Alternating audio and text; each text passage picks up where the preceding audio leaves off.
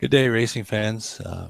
My name is Joe English. You might know me from the Three Broke Guys Handicapping show that we do on Friday nights normally.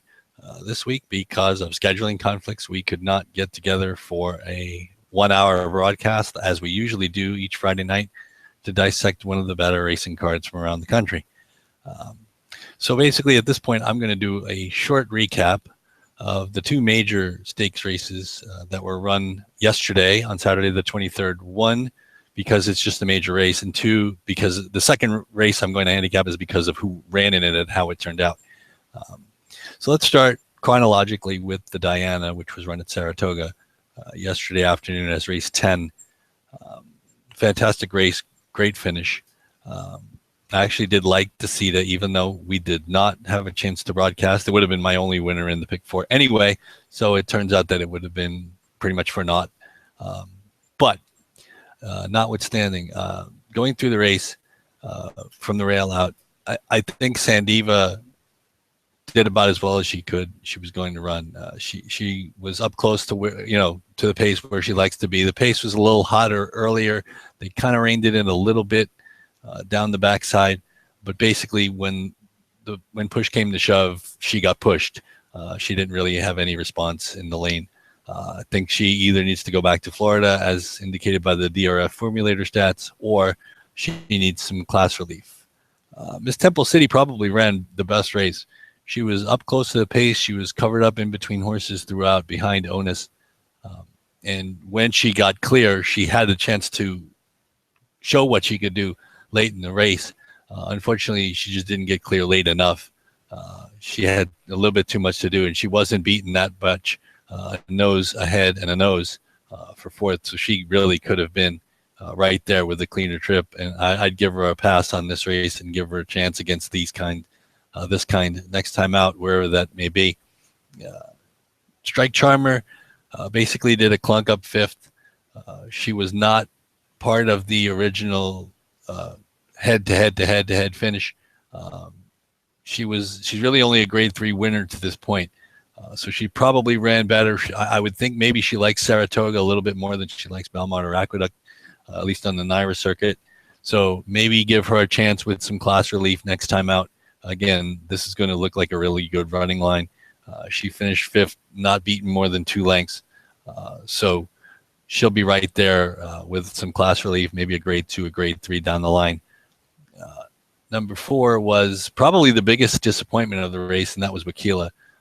Like I mentioned earlier, the pace was hot, and it turned out that the horses that were running towards the back of the pack all finished 1, 2, 3, and Wakila was bet down to the second choice at 7-2 for Chad Brown, but she just did no running and finished last. I'm not sure exactly what the excuse was for her. Maybe she didn't like the wet. Maybe she didn't like Saratoga. She won't be the first horse not to like Saratoga. She won't be the last horse not to like Saratoga. But she was obviously a disappointment, and I'm not sure what Chad Brown's going to do with her from here. Maybe she needs a little time. Maybe she needs a couple months off to prep for the Breeders' Cup. Maybe she just didn't like the heat and humidity that you can get sometimes up in the Northeast, and maybe that's possibly her excuse. Maybe she likes the dry, the less humid climates, maybe in Southern California, so maybe you'll see her back here later this summer at Del Mar, or more likely during the fall meet at Santa Anita. But again, she was a major disappointment. Mrs. McDougall was one of the horses I did like. She was 3 wide on both turns, and she was close to that early pace. I'm guessing she may just need some class relief. She's probably not as good as these. Chad Brown tends to think maybe that they're good. He just runs them when they're doing well. Again, maybe some kind of class relief down the road for her would help her. But again, she did have a wide trip, and all things considered, wasn't beaten that badly. She was right in the mix with about an eighth to go. Actually, maybe more like 3/16 to go. So maybe a cut back in distance and down the level to a grade 2 or grade 3, where she won't run into these kind again. Maybe will benefit her next time out. The 6 was Decida, the winner, away last. Actually, it said on the chart that Wakila was away last, but actually it was Decida that was away last. I kind of saw that she was she didn't necessarily grab hold right out of the gate. The fast pace probably benefited her, and she flew home. But she had more class than most of these, at least in my opinion, before the race, which is why I liked her on top to begin with. And she did not disappoint. She's a grade 1 animal. I think Chad Brown could choose any number of spots to run her. Maybe he'll give her some time between, or if I don't know if there's another grade 1. I don't think there's another grade 1 at Saratoga to try and track down. So maybe more like the Santa Anita meet to prep for the Breeders' Cup Filly Mare Turf in October.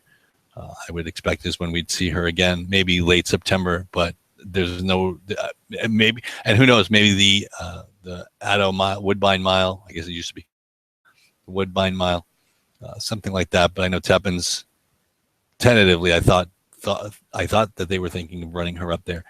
So anyway, like I said, she's a grade 1 animal, and she'll continue to run grade 1s. My guess is there's a grade 1 at Belmont if she doesn't run again at Saratoga down the road, or grade 2, basically just to prep for the Breeders' Cup. I think she's in great form, and she definitely has a chance, a puncher's chance for sure against that field, but we have to see what comes over from Europe for there.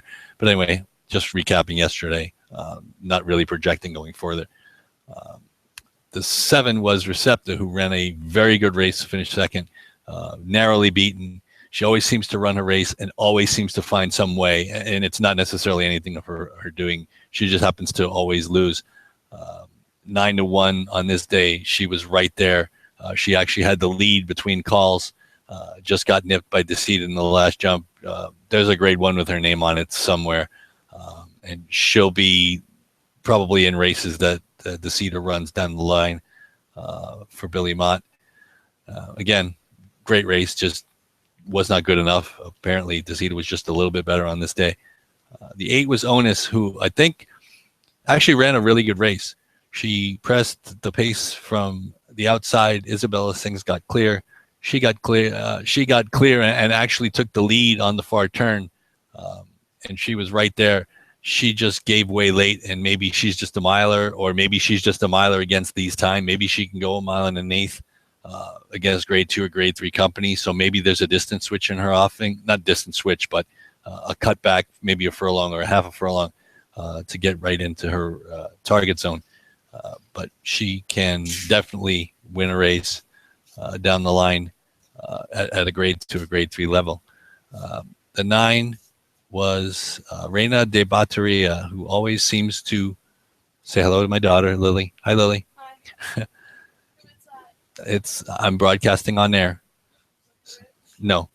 So anyway, Reina de Batteria ran a great race to be third. Again, beaten very, very narrow margin, and maybe Le Peru is what this horse needed. I'm not sure if there was something Castellano was doing. Obviously, Castellano's a world-class rider, but maybe the patience that Le Peru showed, maybe he's got a little softer hands, and she came flying late at 28-1, and she could have another jump or two gotten the job done. Chad Brown's got unlimited options with the turf fillies and mares, and she can go any number of directions, but she fits with these going forward. Maybe even going longer, who knows, but she was right there, and she deserves props. Like I said, if she gets Le Peru back next time out, she will definitely be dangerous, because I'm sure this race came up strong. And the 10, Isabella Sings, cleared early under Paco Lopez, set the pace, but really had very little for the drive. Onus got past her on the far turn, and she gave way readily. Thinking she's more like a miler and maybe a grade 3 type. So again, somebody who needs to cut back in distance and get some class relief. The running line against Teppin earlier in the year was obviously a mirage and maybe her best race. So I would steer clear of her until they give her a drop in class. So that's my recap of what I saw in the Diana yesterday. Now I want to move on to the San Diego Handicap, where we saw a terrific race, California Chrome just beating Dortmund. And I think it was telling, actually, that in the race, it sounded like Trevor Denman was expecting California Chrome to just blow by Dortmund and win the race comfortably when he increased the volume once California Chrome came off the turn with the lead. But I give credit to Dortmund. He fought back. He did not quit. He made that horse work. Baffert had this guy ready to roll, and unfortunately, he just happened to get beat. He just gave way a little bit on the far turn. He let California Chrome get in front of him, and sadly, he wasn't going to get past California Chrome at that point. California Chrome's a champ, and he deserves respect, basically in any race he runs. The buyer speed figure came back 111 for that race, so Dortmund's figure is a 110. Nothing to be embarrassed about at all.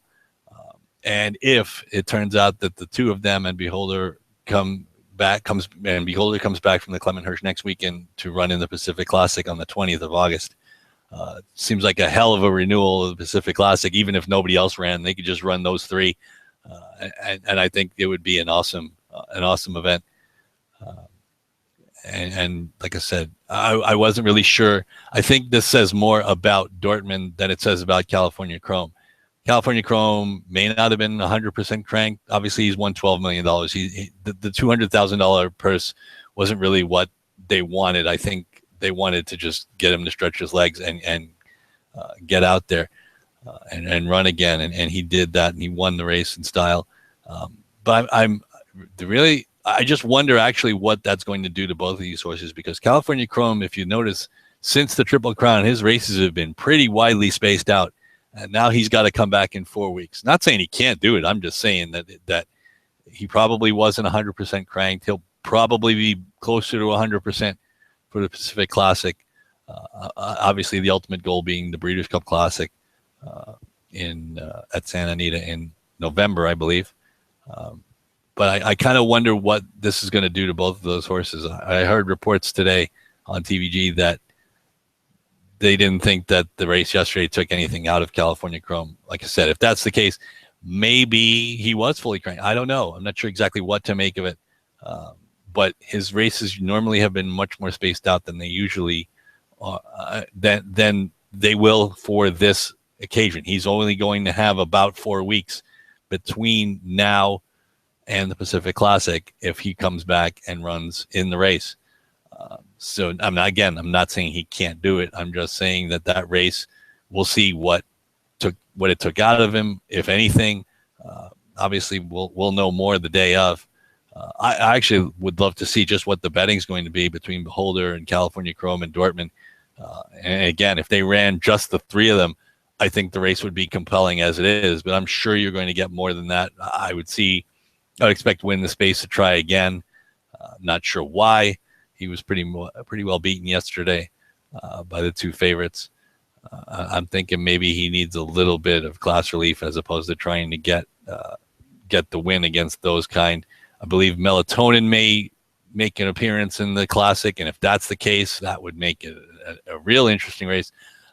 I think the draw will make or break. Well, maybe not. Maybe I shouldn't say that. I think the draw will be important because I think they would, whoever wants to, I think Dortmund will be on the lead in the Pacific Classic. If Melatonin, who can lead or he can stalk or press the pace, if Melatonin draws inside or whoever draws inside is going to be up against it. They're going to have to go and probably be used a little bit more than they expect. The outside runners will probably have an advantage, being that they could see the race develop inside and go from there.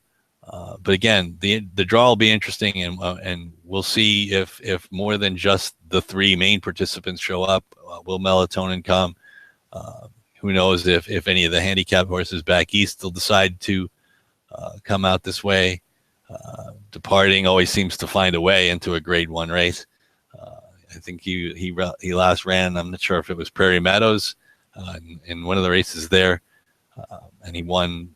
I don't want to say convincingly, but he did win. If he makes his way out, I'm not sure if Frosted will come out. There are plenty of handicap races back east, like the Whitney. So I don't expect to see Frosted to come out here for that race. I don't see why they would necessarily need to run against California Chrome again. At this point, they can do that again on Breeders' Cup Day. But again, we'll see what all the barns decide to do. But again, it was a very interesting Saturday of racing. those two races in particular.